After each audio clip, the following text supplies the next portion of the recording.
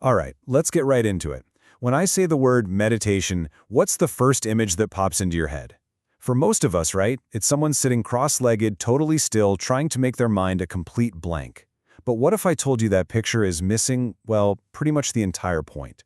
Today, we're doing an explainer on what meditation really is, and it's so much more active and powerful than you might think. So let's just ask it, straight up. What is this thing? Why are so many people, from top performers to spiritual seekers, obsessed with it? The most important thing to get right from the start is this.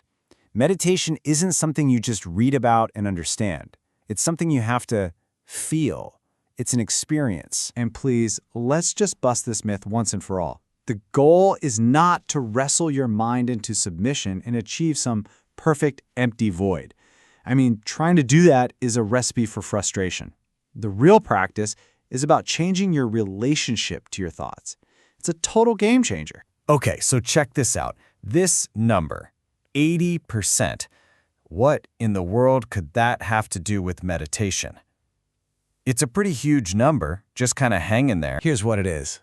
After interviewing hundreds of the most successful people on the planet, we're talking billionaires, elite athletes, famous scientists, author Tim Ferriss found that over 80% of them have one thing in common: a regular meditation practice. Now that completely flips the script, doesn't it?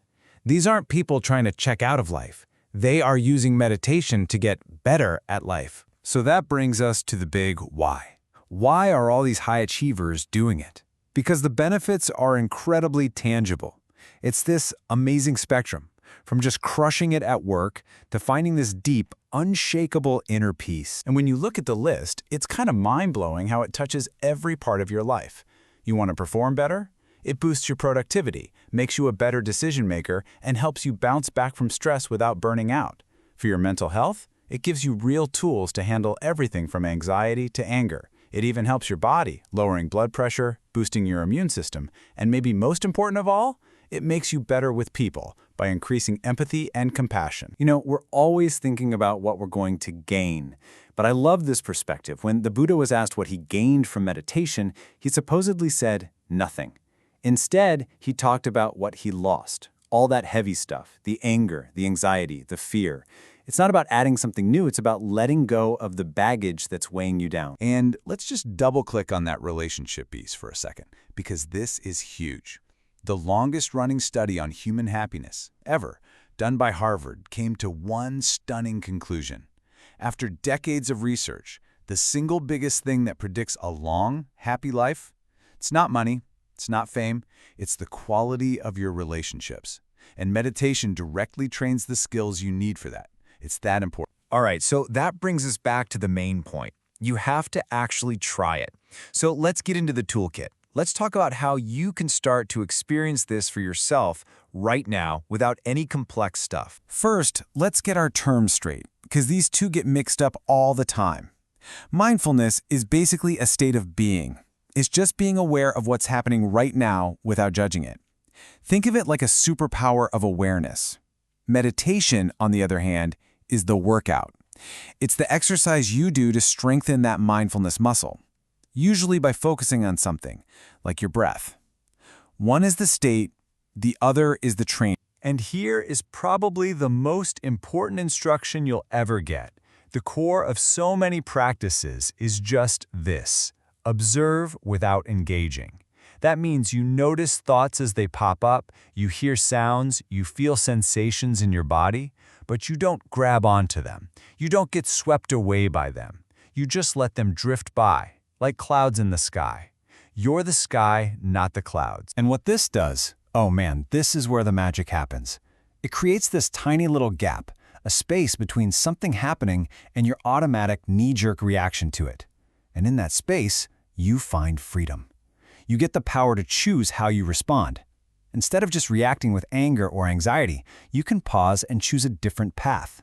You become the pilot of your own mind. You know what? Let's try a tiny taste right now. Wherever you are, just for a second, just listen. Hear the sounds around you. Don't name them, don't analyze them. Just let the sound waves hit your ears. Now, bring your attention to your body. Can you feel the sensation of your feet on the floor? Or your back against the chair? Just notice it, no judgment. And finally, just feel the gentle, natural rhythm of your breath. You don't have to change it, just observe it. That's it. That's the whole practice right there. And look, there is no one-size-fits-all here. It's more like a menu. You can do the classic and just focus on your breath. You could try something more active, like pranayama, which is all about controlling the breath. You could try a sound bath and just let vibrations wash over you. Or you could do a metta practice, which is an amazing way to generate feelings of compassion. You find what works for you. Okay, a really quick but super important safety note. Some of the more intense practices, like pranayama, where you're really changing your body's oxygen levels, they're not for everybody. If you're pregnant or have certain health conditions, you definitely need to be careful. The golden rule is when in doubt, just check with your doctor first. Be smart about it. So, once you get into a rhythm with your practice, you might notice something interesting happening. You start moving beyond just feeling calm, and you can enter these deeper states of being, where your very sense of who you are starts to shift. There's this ancient practice from India called neti neti. It literally means not this, not this. It's like a process of elimination for your soul. You ask yourself, am I my body? Nope, not this. Am I just my thoughts? Not this. Am I my job title? My relationships? Not this. By gently letting go of all the labels you cling to, you start to get a sense of the pure awareness that's left over. And if neti neti sounds a little too abstract, I absolutely love how Hugh Jackman describes his feeling. He talks about connecting to that universal source, that creative energy that makes everything. And he just says, I take a little bath in it. I mean, how simple and beautiful is that?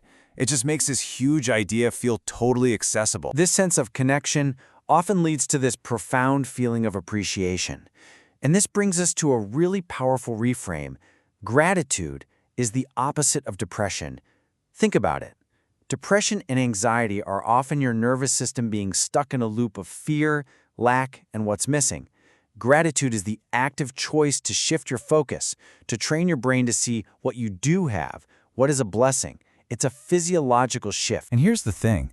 That change you're making inside, it doesn't just stay there. It ripples out.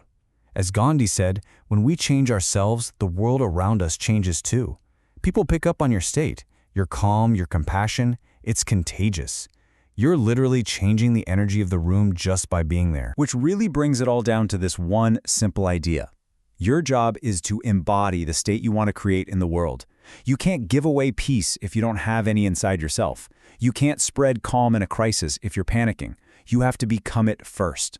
That is your work. And as you go down this path, as you get quieter and more observant, you might find yourself bumping up against one of the biggest, oldest, most mind-bending questions of all.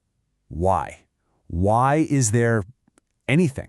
Why is there a universe, a planet, you, instead of just nothing? And maybe there isn't a neat, tidy answer you can write down. Maybe the answer is something you feel, something you experience in those quiet moments. I'll leave you with this incredible thought from Carl Sagan. We are a way for the cosmos to know itself. Maybe, through our awareness to this practice of looking inward, the universe itself gets to wake up and see its own beauty. And that is a pretty amazing thought to sit with.